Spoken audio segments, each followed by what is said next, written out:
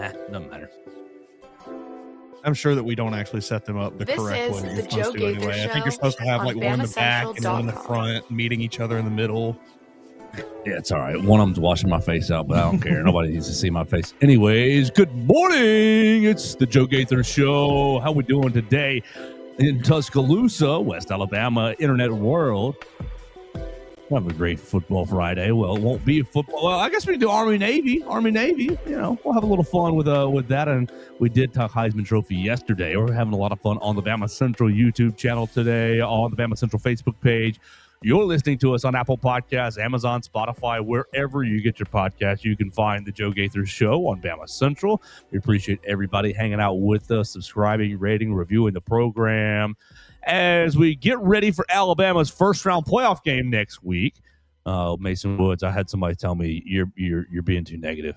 Told me that everything's going to be okay. It's all that Ty Simpson still is a great quarterback, and everything's okay. I think that person is a little too optimistic. Well, it talked about how great of an intermediate passer he was over the course of the season.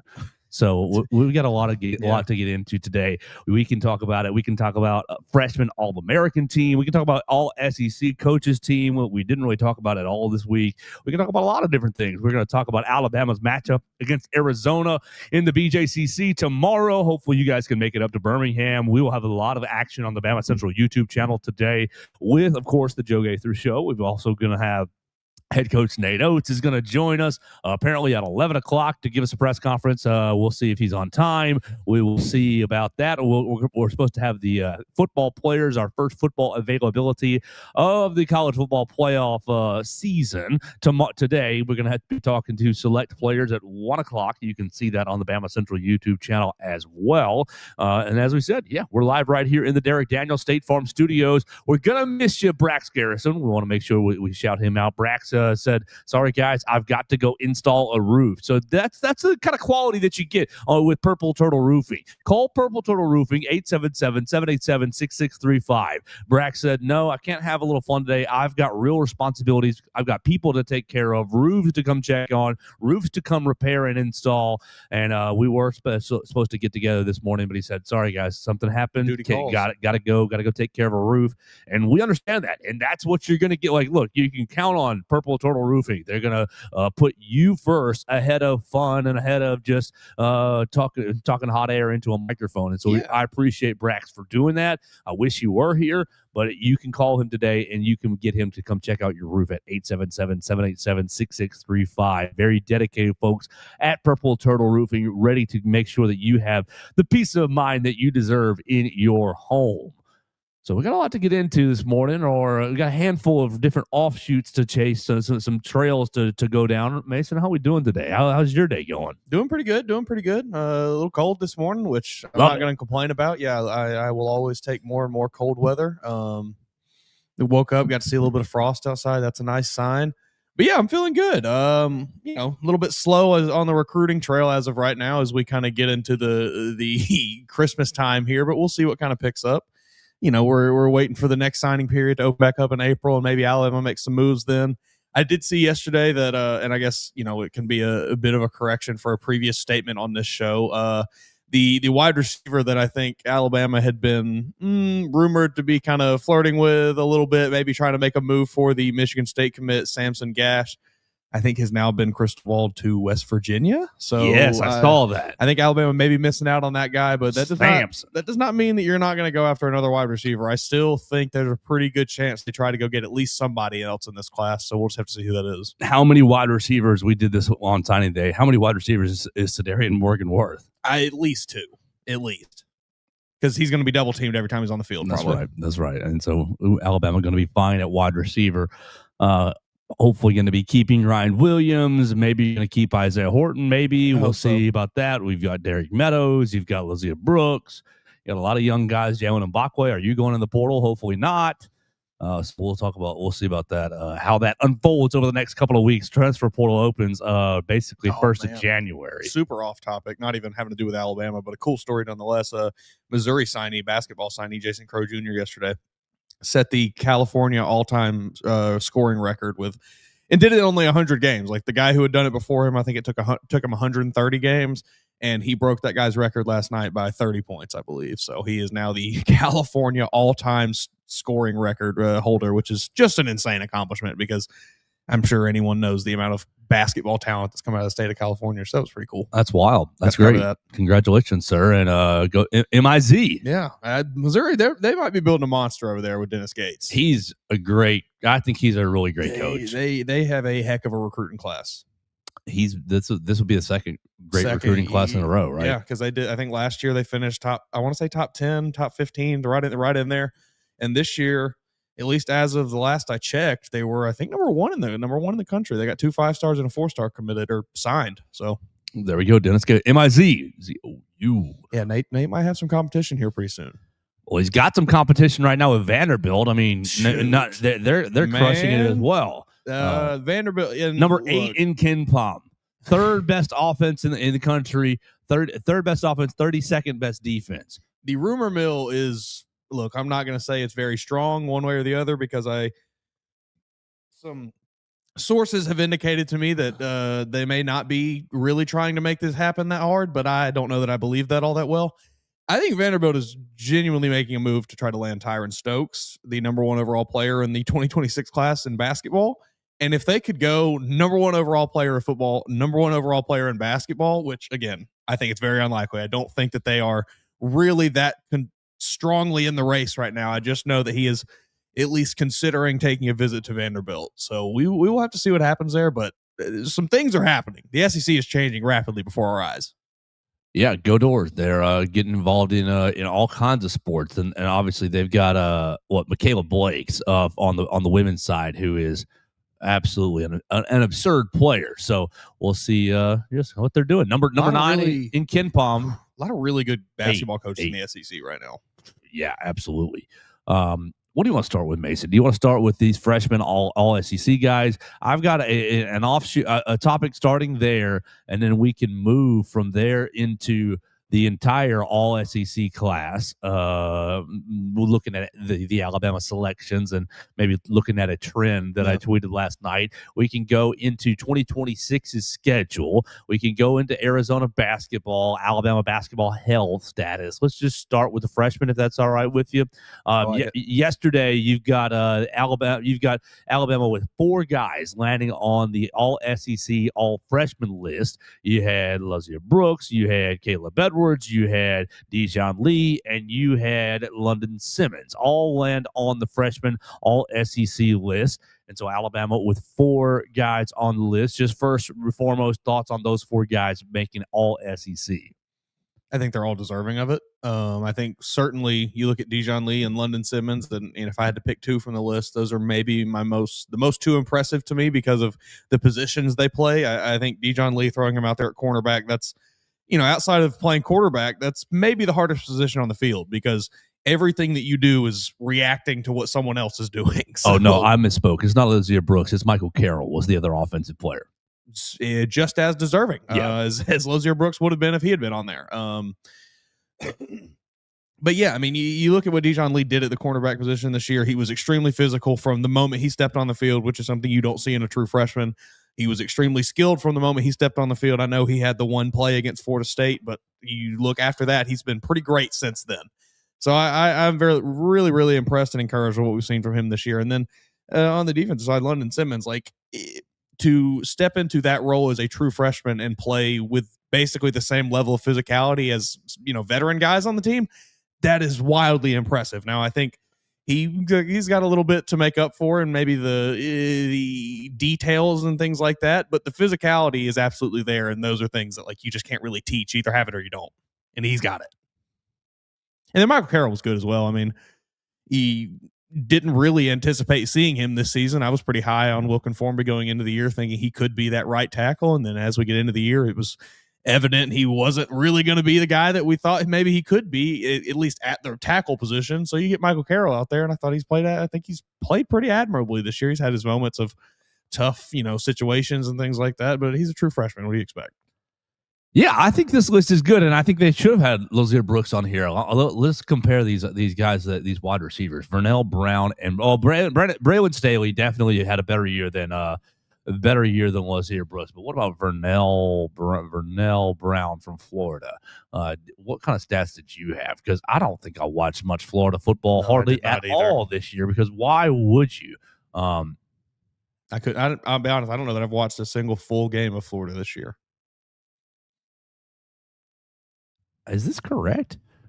Because I've got him as not a freshman on one of these lists. Okay, there it is. Freshman, yeah. Okay, 40 receptions, 512 yards, no touchdowns. That was better than Lazier Brooks. Lazier probably had like 20-something, right? Lazier Brooks stats. How many catches did you have? You probably didn't have more than 30, did you? You had Lazier. Nailed it. 27. Yeah, 27 receptions, 362, no touchdowns. So, yeah, Vernell Brown definitely outperformed you with more receptions and more yards. Fair enough. Yeah, fair take right there. Would I have put him maybe this all-purpose? No, Vernell Brown all-purpose made that. So, he kind of got double duty right there for the Florida Gators. Caleb Edwards. What are we doing only picking 2 wide receivers? When you got to pick 3 wide receivers, I feel like. 3 wide receivers? Two's not enough. Yeah. Who's only who is only throwing 2 receivers out there? Well, Alabama when we're in 12 personnel. Yeah, but it's rare. It's rare. Only one tight end, and so the personnel package looks weird. Yeah, two running backs. Yeah, if we were gonna do this is the same thing with the defense, and I think I saw several people tweeting about it. Was when they do the just straight DL and they throw like 4 edge rushers on the list. Yeah, it's like what somebody doesn't know what they're doing. No, doesn't know what they're doing here. So this is the coach's selection, and the reason I wanted to start with this is I wanted to pick which of these 4 has the brightest future. Which of these 4, and I mean, brightest future is a pretty vague term. Yeah. Do we determine it as like most stats, or what I would kind of say is highest NFL draft pick in 2 years, in 3 years? Yeah. And you've got, I think you kind of nailed it when you were talking about Dijon Lee's positional value. I think that you look at Michael Carroll's positional value, you look at tackle and cornerback as probably your most valuable positions, and to be playing a true freshman in both of those positions, I think is pretty impressive. Now, London Simmons, you're gonna be down the list because of just the positional value of interior defensive linemen, but I do think he had a pretty nice year. And, if you can be like a true game wrecker at that position, you'll get drafted pretty high. Right. It's just you have to be like that much of a difference maker. Do we think that London Simmons just got extra shine this year because he was a true freshman and it went from Tim Keenan to basically London Simmons? And obviously you missed Jeremiah Beaman. He got hurt like basically 2 days before the season started, and he was going to be expected to be pretty solid as well. So, like, do we think we just not overrate, but maybe view London Simmons in a little better light because a true freshman playing defensive line? I mean, that certainly goes into like why I think what he did was so impressive. But like, I don't know that really takes away from how impressive it was, because like that is the offensive line, defensive line. Those are the 2 most physically taxing positions on the field in college football, in professional football, in high school, at every level of football. And to have been playing high school football less than 9 months ago, whatever it is, or a year ago, and then step into the SEC and really, hold your own well enough to be named to a first all freshman team. That's pretty dang impressive. So like, I don't necessarily think that him just getting shine because it's such a cool story, the freshman stepping in for the senior, like that does add to it, sure, but I don't know that it necessarily takes anything away, because that is really impressive. Right. I mean, he 3-star recruit. Basically, ever since he landed on campus, people were, wow, he's impressing. He's playing harder than everybody else. He's got really a great motor. He had 14 total tackles, 1 tackle for a loss with a sack. He recovered a fumble this year in 13 games as a true freshman. And obviously those aren't eye-popping stats, but you're playing interior defensive lineman and you're a true freshman. Like, lots of things are stacking up against you right there. I think that he was a nice B. I think he was a nice B, a solid B as a freshman. He wasn't an A+ player, but he definitely wasn't quite a C. I think somewhere between B and B+ is what I would give. Like, London Simmons was a really Dijon Lee and Michael Carroll. I think they're flirting with A's, and I think Caleb Edwards is almost flirting with an A as well. I think just to add like a touch of context to the stat line for London Simmons. Like, I know Tim Keenan was hurt for a chunk of the year, but He only has 8 tackles this year. Right. So I mean, for that position, that's pretty good production, especially from a true freshman. But I'm with you. I'd give Dijon Lee gets an A+ for me this year, just because it's a true freshman playing, like I said, maybe the second hardest position on a football field. And he went against some pretty good receivers and held his own a lot of the time. I think what really impressed me with him is just the physicality that he plays with, though. Like there's zero bit of fear in his game. I think that was kind of, and I don't want to rag on Damani because Damani, he showed a little bit of that in that Georgia game. I know you got stomped 28-7, but he was playing pretty physical early in that game. And I think it has for the back half of the season when he's gotten in. But I think that was the reason that Dijon Lee overtook him, was because he wasn't afraid to get in there and play physical. And obviously the, stature there, 6 foot, you're not going to keep a guy like that off the field, a guy that lengthy, a guy that fast. So, but I'm flirting with A+ for Dijon Lee. Yeah, I think almost an A+ as well for me, but not quite there. Just a couple of little things that I'd like to see him. Like I think he kind of had some mess ups in the Auburn game, which was late in the year. Yeah. Obviously, people looking at that first game, that first play with Squirrel White going past him, whatever. Like I don't care. It's the first. It's like your third college play ever. Like I don't really care about that. But I think that wasn't excellent in that Auburn game. But I'll tell you this. That one-handed interception off the back of the Eastern Illinois kid's head, like that was ridiculous. That was a ridiculous play. And I know it was Eastern Illinois, but it was a ridiculous play. So I would give him pretty close to an A+ as well. I mean, you talk about where he gets drafted. I think it's very likely we could see him be a top 5 pick. 7, not 8. Yeah, that's top 10 probably. Yeah. Right. In that Pat Surtain range. Michael Carroll, 11 games, 3 starts, mostly at right tackle, a little bit of guard. I think played pretty dang well as a true freshman as well. Maybe a couple strength issues here or there, but largely, and I mean, we talk about the aggression. I'm sorry, but the aggression on this offensive line, Michael Carroll might be the most. I will finish a block. Along the offensive line. I think Michael Carroll probably about an A-, about an A- range is kind of how I'm feeling about him. I'm with you because again, like I understand there were some moments where he maybe had some guys get past him and things, let up some sacks or whatever, but it's a true freshman playing on the offensive line in the SEC, going against guys who will very likely be playing on Sundays a year from now or 2 years from now, whatever it is. So I cannot be anything but impressed with what we saw from Michael Carroll this year. It gives me very high hopes for what we will see from him in the future, especially if maybe Alabama, decides to make a change with some of the coaching staff. Maybe we'll see. I don't know, but I'm excited for what we get on. What you have in Michael Carroll? Yeah, the last one is Caleb Edwards. Caleb Edwards, 13 games, 11 receptions, 150 yards, 1 touchdown. Now, those aren't the greatest stats ever for a tight end, but they're pretty good for a freshman. Here's the most impressive thing about Caleb is that he's a summer enrollee. Yeah, these other guys all came early. You had Chuck McDonald and Caleb Edwards coming in the summer to enroll, and like that used to be the path, but it's not really anymore. Caleb Edwards coming in the summer, picking things up, and I'm playing tight end. I came into basically walked into a room that was the Walking Wounded. You remember how they basically had Jay Lindsey as the only tight end available in the spring. And so he comes in and everybody's still recovering. And he's like, well, I'm healthy. I'm just going to start playing and did 13 games. And I thought he has gotten better with every appearance. Yeah, I think so too. I think from the first appearance to the last, he has gotten a lot more comfortable out there. You see him. He has found a bit of the physicality I think that he needs to play that position. Now, I understand they're not using him like the same way they use Josh Cuevas to chip on every single play, basically. But I think when you see him get into blocking opportunities, it's not like at the beginning of the year, I was worried about him being a liability in the blocking game, but I don't think he really is at this point of the season. I think you can trust him to go get a block if you need him to in a situation, so you're not so reliant on your personnel play, one play to the next where you're kind of tipping what you're going to do.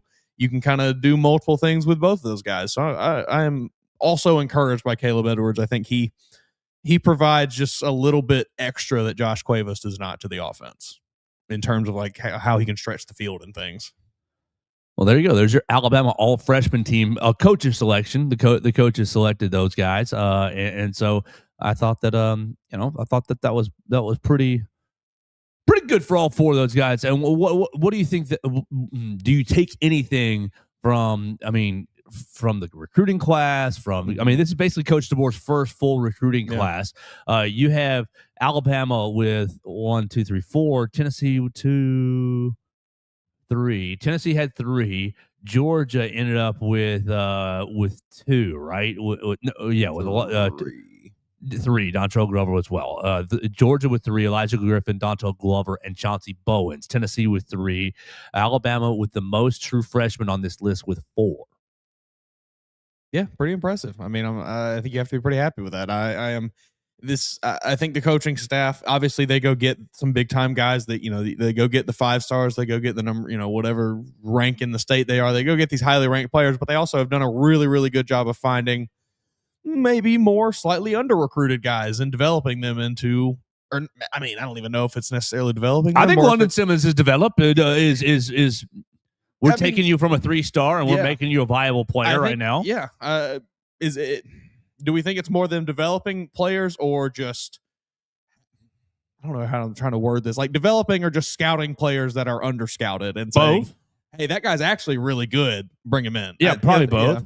Probably a bit of both. But either way, like they do a good job of it, and you've seen it in this class. Some of the guys that they've gone out and gotten in the 26 class. You look at their star rating, and it's like, why are you? But then you watch their huddle tape, and it's I see why they wanted to go get this kind of player. So. That's what I've been really most impressed with is their ability to kind of find these diamonds in the rough. And, the guys that may be a bit disgruntled by the others big state schools and from wherever they're from, not recruiting them. All right, come on to Alabama. We'll take you, buddy. So let's make this a full, full fleshed out topic. Mason, I tweeted yesterday the Alabama all coaches selection over the last 5 years. Mm-hmm. All right, so these are the freshmen. We looked at the freshmen from this year, Coach DeBoer's first class. You lead the way. You've got 4. Tennessee 3, Georgia 3. All right, great. You've led the SEC. In 2021, the last 3 years of Saban, still pretty good. 2021, 11 all coaches selections, 6 first teamers. 2022, 12 all coaches selections, 5 first teamers. 2023, Coach Saban's final year, 11 all coaches selections, 8 first teamers. Wow. 2024, DeBoer's first season, after the transfer portal exodus of Nick Saban is leaving and which recruiting class, which guys are staying. I mean, you only lost a couple of recruits, Julian Saban being the most notable, but you only lost a couple of recruits, but you lost a lot in the portal. 6 guys made all coaches selections, only 4 first teamers, basically half of the year before 2023. And then this past year, you had 5 guys make the all coaches selection with 2 first teamers. You ended up with Caden Proctor and was it Deontay Lawson, right? As your no. It was Bray Hubbard. It was Caden Proctor, Bray Hubbard, and then your others. You had Ty Simpson and Deontay Lawson were second teamers, and Parker Brailsford was a third teamer. So there's your 5 all coaches selections right there. And so in the last 2 years, 6 and 5 on all coaches selections. The 3 years before that, 11, 12, and 11. So essentially half of the top rated. And this is just the coaches picking. This isn't the AP poll. This isn't, this is who, man, that joker was really tough to defend. That joker was really tough to game plan for. Oh, that guy messed up my offensive game plan. This, that, and the other. Do you take anything from this little fall off, this little it's definitely a dip in all coach in respect from the rest of the conference? No, and I think it's for 2 reasons. I think the first reason, well, maybe 3 reasons really. First being, we have talked about the coaches being asked to fill things out before on this show. Sure. Okay. I don't believe that they're doing it a lot of the time. I think they're probably passing a lot of these things off to other people, maybe assistants, maybe GAs, whatever. People that are not the head coach. I don't think a lot of head coaches are filling out these polls. So that's number one. I don't know that it's necessarily a coach's opinion going into these. It might just be some receptionist sitting at a desk somewhere that says, "Oh, I know that guy's name." 2. And I don't have any evidence to back this up, but I don't think you're going to necessarily disagree with me. I think by the end of Saban's tenure, he had garnered so much respect as a head coach that you see a player with Alabama beside their name, it's kind of like, all right, that guy's pretty good probably. Saban wanted him. I think that plays into why some of these guys were maybe picked a little more favorably. And then as well, you mentioned it, Taylor DeMore lost how many players that first year he stepped on campus? Like, how many players, I don't remember what the exact number was, but it was, right about 20 or so, yeah, 2025. You lose 20 players to the transfer portal. How many of those guys were probably going to be potentially first team All SEC that year? And maybe the year after when they were juniors or seniors, you know what I mean? Like, you lose so many guys that have been developed in this system there. And then it's like, all right, we got to replace them with new people. So I don't think it's crazy at all for the first couple years here to see a decent, fairly significant drop off there, because you had to replace so much. You're bringing in so many new guys, so many young guys. Now, if this continues over the next 2, 3, 4 years, then yeah, sure, we can say, all right, evident talent drop off. But I think until then, you can't really make a definitive claim one way or the other. Okay, I think the third point that you're making is the entire point of what I'm trying to say here. And in that entire point is you still went 9-4 and you still went 10-3 with. Now, I don't think it's Coach DeBoer's fault, but you did have a talent exodus. You did have a depth exodus of, oh, crap, how many true freshman corners are we playing our first year? Like, how many true Xavier Brown? I mean, Xavier's been great, but still, we're throwing you out as a true freshman. Yeah. Oh, Jalen and Blackway, you're getting true freshman playing time as well. There was a third. Who was the third last year? You had 3 true freshmen that got playing time at corner, and okay, great. You just had such a vacuum to fill, and this coaching staff, I think, really filled it. Now, I wasn't saying this in a condemning the program way. I was saying this I was trying to bring this up in a look at the void that they had to fill in 2024 and in 2025. I mean, people look at 24/7 and they say the talent composite, and they're like, well, they're still the most talented roster in the country. Whatever. Well, look at how much of that talent composite is made up by the class of 2025, who's true freshmen this year that were really, really good, that have 4 first team all freshman team selections, most of anyone. And like, you've still got to grow these babies. You've still got to grow these guys. And I do like you, Ty Simpson. I do like you. I do like you, Deontay Lawson, Caden Proctor, Bray Hubbard, and Parker Brailsford, all on this year's All SEC selection. But 5 and 12 are a lot different. If you had 5 more, all for Xavier, we could probably make an argument should have been on there. Yeah. Other than that, who am I really gonna argue for? I'm not arguing for any running back. I'm not real. I mean, Jeremy, maybe. Jeremy, I could argue for Jeremy as a first, second, or third teamer with the All SEC selections. But other than that, I don't really think there was a whole lot of, this guy got snubbed. This guy got gypped. He got overlooked. I think if anything, there was maybe one example of a guy who didn't quite deserve to be there. Who's that? Caden Proctor. Oh, maybe. Yeah, okay. I can go that far. I mean, I think Caden's probably... I think Caden Proctor has coasted off of being the 6'7", 360-pound guy that was so impressive as a recruit. But he should have been on one of the first 3 teams. I don't disagree with that. Okay, but maybe third team. Okay, has he looked like a first team tackle this year? In some short spurts, right? Yeah, in some areas. Yeah, I agree with that. Not consistently enough. I think there's a reason he has fallen out of being tackle 1 in this draft class at this point. Not that I even know he ever was. I think there was always a debate there for who was going to be tackle 1. But I think it's firmly not Caden Proctor right now. Oh, here we go. We got a quote. We got a comment. Maybe they're watching the show right now. Maybe they just saw my tweet. To be fair, Jeremy Bernard, Yancey Pierre, and Xavier Brown all left off. So Yancey's a pretty good argument as well. Yeah. But there's just so many good edge rushers in the SEC. So many good edge rushers. So I do think Jeremy and Xavier probably have good cases. Yeah, I do too. Yancey's kind of a tweener. So I think Yancey maybe second or third, So maybe you could say bumped up from 5 to 8. I still think that shows and look, you look at the first team selections, the last 3 years of Saban, 6, 5, and 8. The first team, 6, 5, and 8 as like the top line guys in the SEC. You've got 2 top line guys in the SEC right now, according to the coaches or their sports information department, whoever their head of sports information is, in Bray Hubbard and Caden Proctor. So what I think is, all this. Well, this coaching staff ain't 3 losses, 4 losses.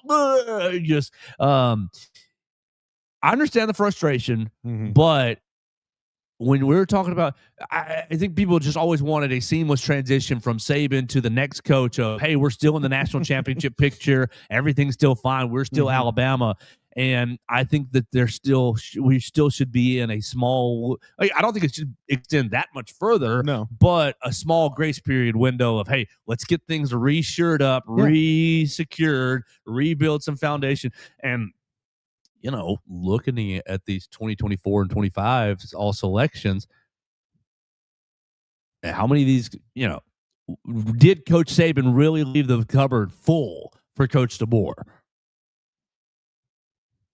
I think those are pretty. I think you can make the claim that Alabama missed on a lot of recruits the last few years of Saban. The offensive line's been bad since we talked about it since 2020. I mean, I think you just have to, like, especially at a place like this, in the situation he stepped into, like, you have to give Kalen DeBoer a chance to, at the minimum, develop the first freshman class that he brings in to their, junior, senior seasons. Like, at least you have to give him that chance, that 3 to 4 years where it's like, all right, let's see what you do. You brought in a strong class. Can you develop them into elite players and do it, so on and so forth after that as well? Like, you have to at least give him that chance. And I mean, 2024 was the first full class you bring in. Those guys are sophomores. They haven't had a chance for those guys to fully develop yet. And I understand a lot of them are playing a bunch, but they're still just sophomores. Yeah, so I think that you still got to give this coaching staff some time. I'm very curious to see how the recruiting and developing changes with the guys that are going to Oregon State. I'm pretty not concerned, but interested to see how, if things change or what happens with, it's Aaron Hodges, right? Yeah. And I think he's been pretty key to scouting some of these guys to, hey, let me slide this guy to your desk and let me see what you think of him. So we'll see what happens, but I think that the reason that I'm bringing this up is the all freshman team. I think the talent is starting to come back, be back at that top line. Yeah. And I think that you've been dealing over the last 2 years with not as top line talent. Not saying that they've been bad by any means, but you combine B+ level talent with pretty good coaching, and you end up with 9-4, and you end up with 10-3. You end up in the SEC championship game again. I'm wondering if you can raise the talent level from B+ to A- to A, and you still have really, really high level coaching. What that ends up producing. Yeah, I mean, it was never going to be a seamless transition, folks. Yeah, so just some random thoughts from the week as they're giving out awards, and not a whole lot of Alabama play. I mean, we used to have Alabama players finalists all over the place. Finalists for the Bednarik Award, finalists for this award, finalists for that award. You saw Heisman Trophy. No Alabama player in the top 10. You saw Gunnar Stockton with the finished 7th in the Heisman Trophy voting.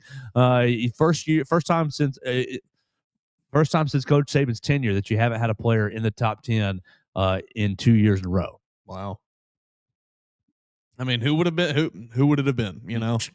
Nobody on there. I'm not voting for anybody to be the Heisman this year or last year. Nope.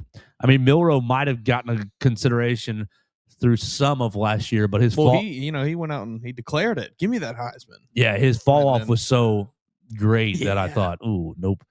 And there was, look, I'm not gonna act like there wasn't a brief moment throughout this season of, a 3 or 4 week stretch there where it was like, oh, Ty Simpson, he could be a Heisman guy. He looks that good. But it was all a ruse. It was all a dream. I used to read Word Up magazine. He's a master of illusions, Ty Simpson. No, I think that I do think there's, and I don't have any proof, but I do think there's a bit of credence to the somewhat being, a little injured. I think there's a little bit of truth to that. Just the way you see him move around and things on Saturdays. I can certainly understand that he might be dealing with some slight injury, so I'll give him a little bit of grace there.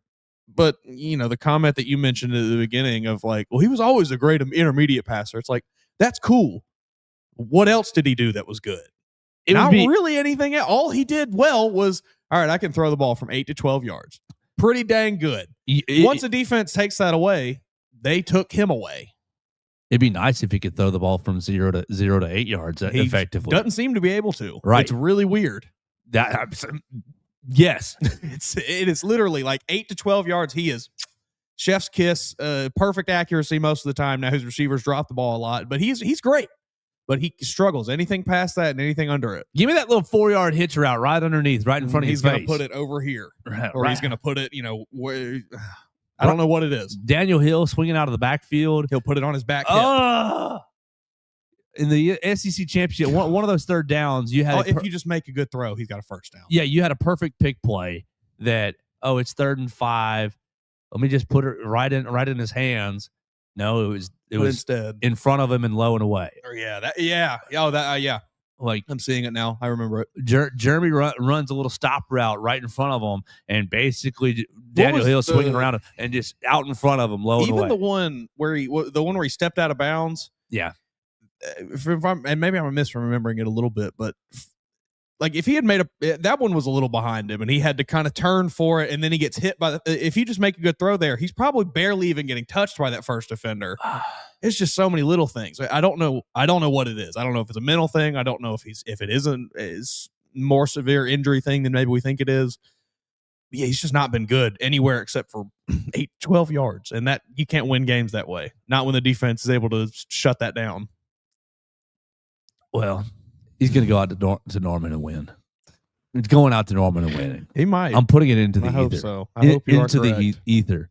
Just like I'm putting into the ether that I'm winning my fantasy football matchup this week, and I'm winning first place. I'll put that out there as well. I'm gonna go back to back champion. Yes, let's do it. Okay. Let's move on. Nobody wants to hear about our fantasy football teams. We want to talk about Alabama football. And the next thing that I've got on my list is last night's news. The 2026 schedule has been out. Woo! So I'm just going to run right through it, Mason, and then you can react. September 5, Eastern Carolina at home. September 12, at Kentucky. September 19, home against Florida State. September 26, home against South Carolina. On the road, October 3rd at Mississippi State. Home against Georgia, October 10th. On the road at Tennessee on October 17th. At home against Texas A&M on October 24th. Finally, Halloween weekend. Happy birthday, Coach Saban. We're all taking the weekend off. November 7th, you are at LSU. You are at Vanderbilt November 14th. You're home against UTC on November 21st. And then you are home against the Auburn Tigers on November 28th.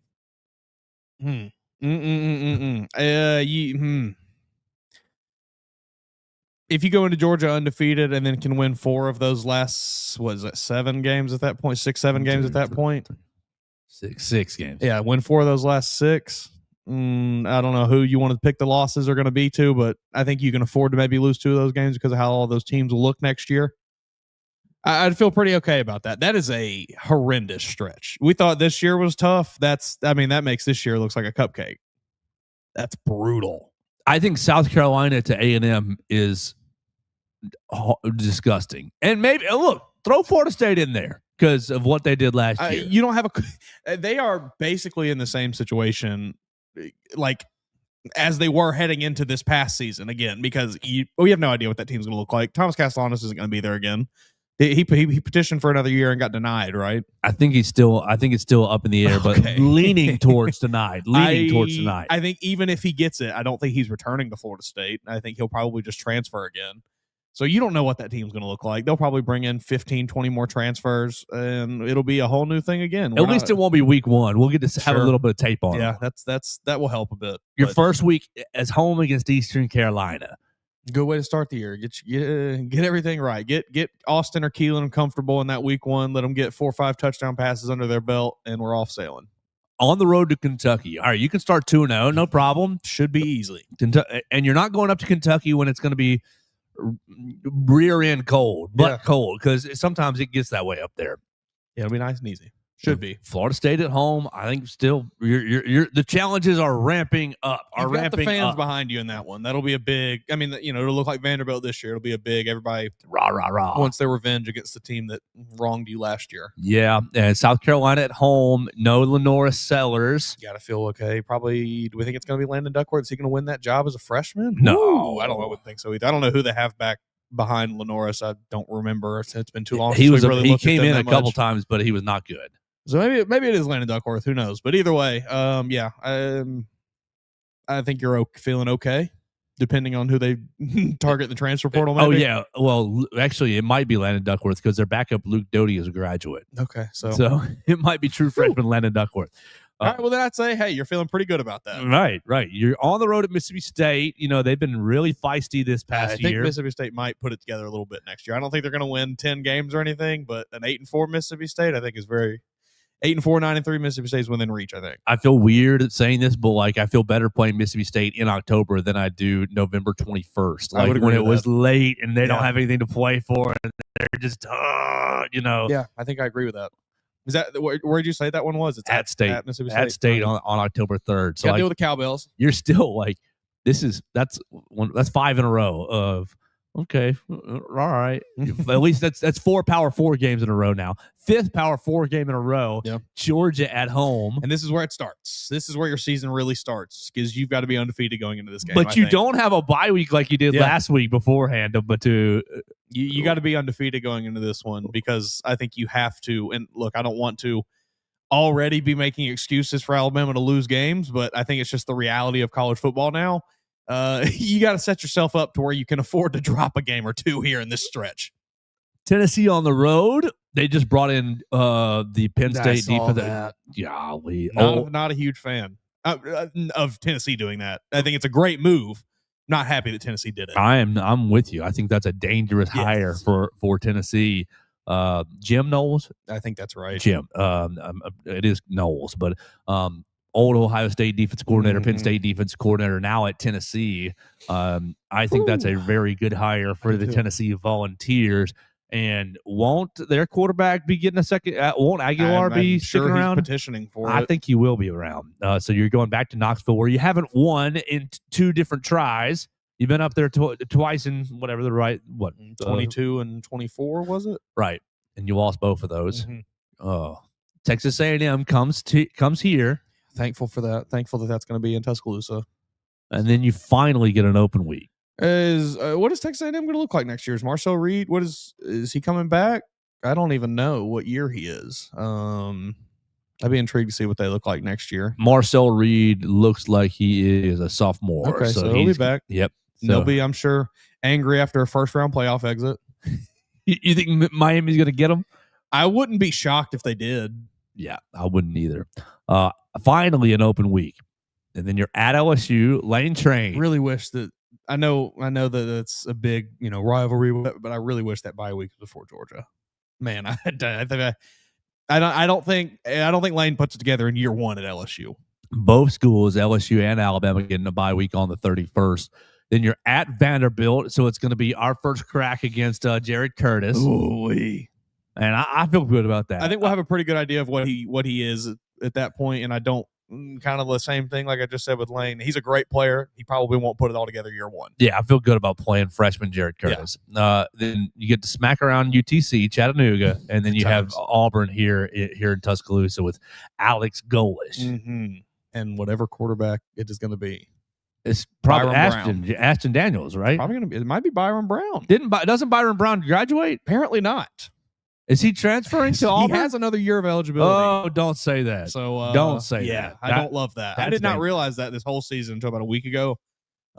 He's got another year of eligibility. So he could very well be the Auburn Tigers quarterback next year. However, I think if that happens, you can say bye-bye to Deuce Knight. Yeah. Would you rather have Byron Brown or Deuce Knight? If you're Auburn, you'd rather have Deuce Knight. But if you're me, I'll take Byron Brown 10 times out of 10.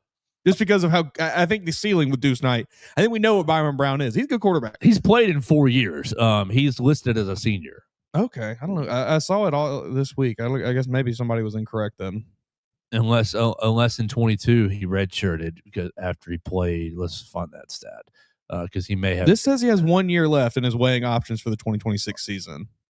Well, he may have redshirted that first year, and that would make sense. Yeah, played 4 games in that 2022 season and took a red shirt.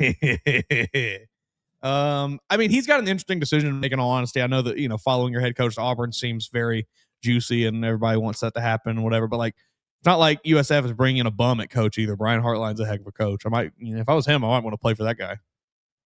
Well, I'm pretty concerned the fact that you only have 1 bye week right here. I hate it. Both selfishly for myself, because I love to take that second weekend off. You've had it the last 2 years, and I know it's not SEC related. It's calendar related to Labor Day. And I did not know that until I think you retweeted it yesterday. Right. I thought that the 2 bye weeks had just been a new rule implemented, and it was like, going forward, we have 2 bye weeks, and we just had it the last 2 years, and I was like, all right, cool. Yeah, I did not realize it depended on the way the calendar falls. Right. Can we just spin all the way forward, Joe? July, August, September. Can we just unanimously agree to start on the 29th, on August 29th, the week earlier, to have 2 bye weeks? It's preposterous to not have 2 bye weeks at this point. Like, I get that the original argument is like, well, it's a shorter season than the NFL, is it now? Barely. Like, you got a 12-team playoff. A team that wins the national championship could wind up playing 16 games, 17. It's insane. So I think it's ridiculous to not have 2 bye weeks built into the schedule. You need them. You just need it. Players need to be able to stay healthy and think like it's absurd. I don't know. I think it's borderline dangerous to continue to extend the season like they have, and then also not have 2 bye weeks baked in. Like, the NFL has two bye weeks. It's pretty easy. No, they don't. No, the Bears only have 1 bye week. Am I stupid? Yeah, no on that. But no, the NFL only has 1 bye week as well on the 17-game season, which is nuts. But They got rid of a preseason game. If that makes you feel any better. Yeah, I don't know. Yeah, I guess maybe that's what I'm thinking of. Damn. But no, you should have 2 bye That's weeks. my It's biggest insane. thing that I'm looking at the schedule thinking, I don't like that. I don't really mind a 9-game SEC schedule. You're seeing a lot of people go out there. Well, we're gonna have extra losses. Greg Sankey got played by the Big Ten, and I'm like, well, who'd you really add right here? You added Mississippi State. You added Kentucky on your schedule. Hey, Wildcats are tough. Right. Maybe people will point and say, well, you added Texas A&M. Well, you don't have Oklahoma or Texas on this schedule. Like, who did you really add to the schedule? Was it South Carolina? We played South Carolina 2 years in a row. We're going to get them a 3rd year. That's who you added as your 9th game. Like, not really that. But it's the attrition. It's the stacking up of the attrition. And so it's fine, I think, to add the 9th game, but all the conference commissioners have to get together and be like, we got to start this on whatever it's like. We don't need to be tied to Labor Day weekend. Yeah. We need to be tied to whatever the calendar makes work to have 12-game schedule, 14 weeks, right? 14 weeks until the conference title game in week 15. Also, just the way that this shakes, the way the schedule shakes. And I know that with Alabama specifically, like, you've got to get that LSU game in November. You've got to get the Auburn game last week of the year, and so on. Like, man, I sure would love to see those tough games spread out just a touch. Easy to can we get Vanderbilt instead of Kentucky week 1? Can we get Georgia bumped up a little bit so we don't have to play them all back to back to back to back to back? But no, you do not have that luxury with, I guess, the way the scheduling shakes out now. Georgia, Tennessee, A&M off, LSU, Vanderbilt basically off. We couldn't have swapped Vandy and Kentucky, and then maybe A&M and Eastern Carolina or something. I don't know. So it's going to be pretty tough next year, but it's going to be a lot of fun, and there's going to be a lot to cover next season with the 2026 schedule. I have a feeling it's going to be another year where people are angry about losing games. Oh yeah, exactly. And like, that's the other part of it. You probably need to just get ready to see 10-2, to see 9-3. It's just going to be life in the SEC, folks. Right. Ohio State, it goes undefeated. Well, they lost to Indiana, but like those teams are able to do it because they're not playing the same schedule as Alabama. You heard, I don't know if anyone that didn't see it, like Caleb Downs literally said it on a podcast the other day, that when you play in the Big Ten, there's only about 4 or 5 teams you really have to prepare for. And then in the SEC, it's week in, week out. So we'll see how it unfolds next year. But first, we've got a big old playoff game against Oklahoma. Mason, before that, we have a big old basketball game against Arizona. We'll talk about Alabama's game against Arizona after, reminding you the program is brought to you by Purple Turtle Roofing. At Purple Turtle Roofing, we're not just another contractor. We're your neighbor and your advocate when it comes to protecting your home or business. With years of hands-on experience, top-tier certification, and a commitment to excellence, we've built a reputation as Alabama's go-to roofing solution. We specialize in residential roofing, commercial roofing, emergency storm repairs, full-on roof replacements, insurance claim support, and more. They'll come out, check out your roof, make sure that it's good to go, give you some ideas of any trouble spots, and give you some great recommendations. It can help you out, give you the peace of mind that you deserve. Call them at 877-787-6635. Purple Turtle Roofing. All right, tomorrow night, right there in the BJCC, Alabama takes on number 1 Arizona. It's going to be a lot of fun. I hope you guys have your tickets to the CM Newton Classic. What can you get in for? Let's see. Fairly expensive, I think. I imagine. Right now, no, upper level $46. Not too bad. Not bad at all. Not bad at all. You've got lower level $191. Okay, right there on the court, $292. Okay, all right. But if you just want to be in the building, you can find your way into the building. It's not that crazy to get in there. Actually, Alabama, they're playing at 8:30. It'll be on ESPN. Arizona looks like I don't see a line out yet, but Arizona is a 63% chance to win according to ESPN analytics. The Wildcats have had a pretty strong start to the season, undefeated on the year, beating Florida, beating Utah Tech, beating Northern Arizona, beating UCLA, beating UConn, beating Denver, beating Norfolk State, and most recently, last Saturday, beating the Auburn Tigers 97-68. Arizona Wildcats are 6th in KenPom. They have the number 9 offensive rating and the number 10 defensive rating. Their tempo is 36, so not the fastest, but definitely not slow by any means. 36th tempo in the country, and their strength of schedule is sitting at 54. Now, Alabama's strength of schedule is sitting at 3rd, so we played some tough competition so far this year. The Crimson Tide 13th overall in KenPom. Alabama number 2 overall in offense, number 46 overall in defensive efficiency, and Alabama's tempo is 9th in the country. So a little better offense, 2 versus 9. A little bit worse on defense, 10 versus 46, and a little bit faster, 9 versus 36. You got a pretty good Arizona team. Let me flip back over to them. You have Arizona, Copete, freshman, 6'8", really, really good player. Toby Awaka as well, senior. So you've got a freshman and a senior both in the post, really, really complementing each other very well. And of course, the name that we're all familiar with, Jaden Bradley, is over there. Senior Jaden Bradley has been over there as well. You've got Braden Burris started 8 games. So basically, their starting lineup has been pretty set this year. Kopi, Jaden Bradley, Braden Burris, Montejuvas Krivas, and Ivan Karchenkov. That's a tough one. Karchenkov, 6'7" freshman. So this is the problem right here when you're looking at Arizona. Montejuvas Krivas, 7'2". Ivan Karchenkov, 6'7", Kopete, 6'8", and then they're bringing They're bringing Toby Awaka off the bench at 6'8". So their post play is pretty daggum solid. Yeah, they've got some real physical guys. Yeah, and that's going to be a really. I mean, you've seen rebounding become Alabama's Achilles heel throughout the entire season so far.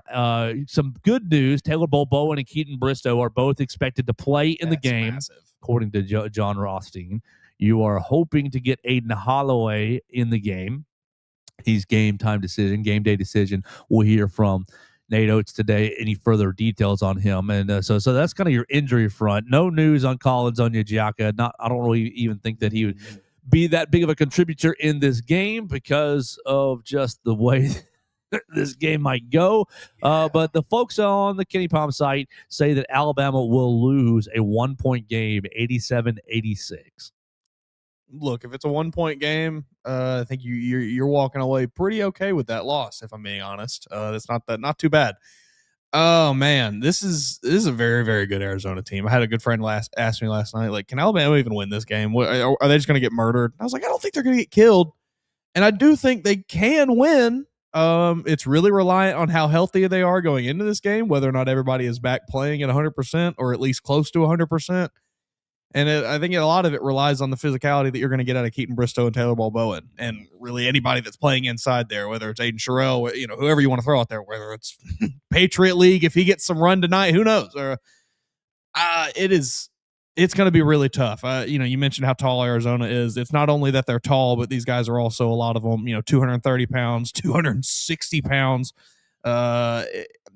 Just very, very physical basketball team that I think is probably going to give Alabama some fits.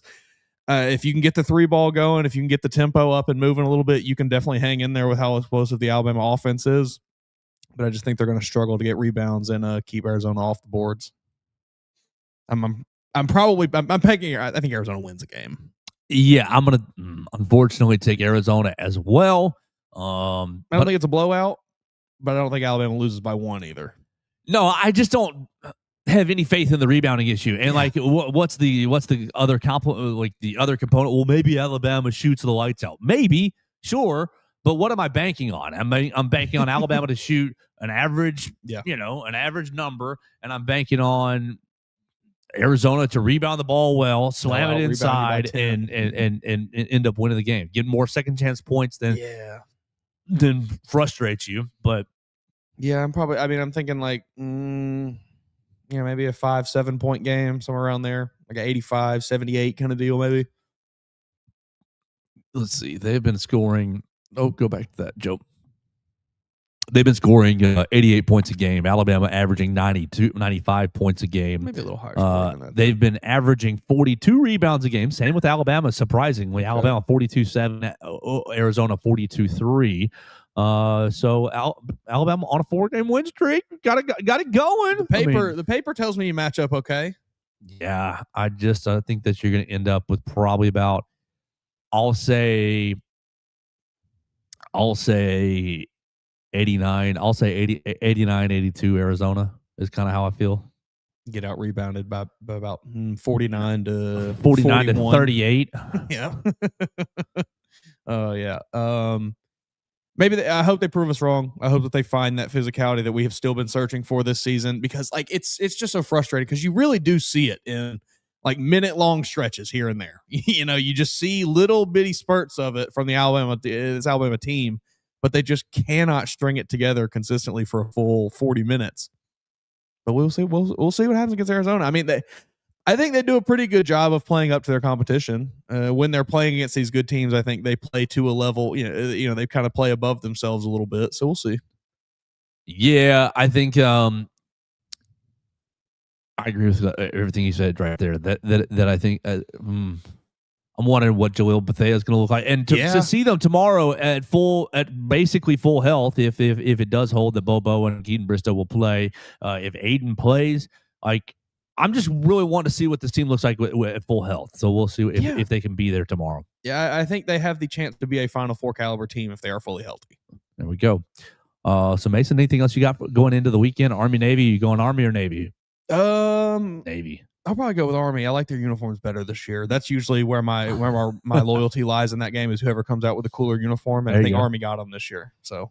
Do you see Todd Bowles dropping all kinds of F-bombs last night? I did. Got to bleep and do this and bleep and do that. It's got to mean something. It's got to bleep and mean something. Do you see Mike Evans losing it on the sideline as Atlanta lined up for that field goal? He was mad. Man. Tough time to be a Bucs fan. Yeah. I mean, when they stripped that ball from Darnell Mooney and he's like in a pile of $5, I'm like, oh, they lost it. I'm literally texting into my group, lots of turnovers in this game tonight. Yeah. And then I look up and Atlanta's lining up on the ball, and I'm like, wait, they recovered that? Yeah, that was crazy. Same thing. They strip sack Kirk Cousins, and Kirk falls on the ball. Yeah, it was wild. They're cursed this year. They've been, injury riddled all season. They finally start to get some guys back. He get Mike Evans back out there. He has a great game, but not enough to win. Any prediction tomorrow night, John Cena's last match? I know we haven't done wrestling in ages, but yeah, I've been so unplugged with it. It's fine. It's no big deal. Tomorrow night, John Cena, I might have to tune in final for that, match on Peacock. Might bring a tear to my eye. Yeah, these jokers are so foolish. They're apparently teasing that he's going to open the show instead of close the show. That doesn't make much sense. Yeah, I hope that does not happen. Now they're going to have AI write his final match there. Probably. That was basically. I mean, I was, I had a stretch there of 3 or 4 months where I was watching relatively consistently. I was kind of into the whatever storylines they had going there. I was really just enjoying the introduction of Penta. But now that the newness of him has worn off a bit, I saw this AI stuff that they've been doing. I didn't really love the way they handled the whole John Cena storyline, the way they finished it out initially. So I kind of just got unplugged from it. Yep. But yeah, maybe I'll tune in for that. We'll see. Final match on Peacock, Saturday night's main event. So we'll see. He's going up against Gunther. Gunther says, "I will make the man who never gives up give up."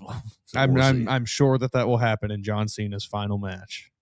I think he probably will. Yeah. Just because they're going to send him out with a loss. Well, that's traditional wrestling. The traditional wrestling is enough, my retirement match. I lose. Okay, pass the torch on to somebody.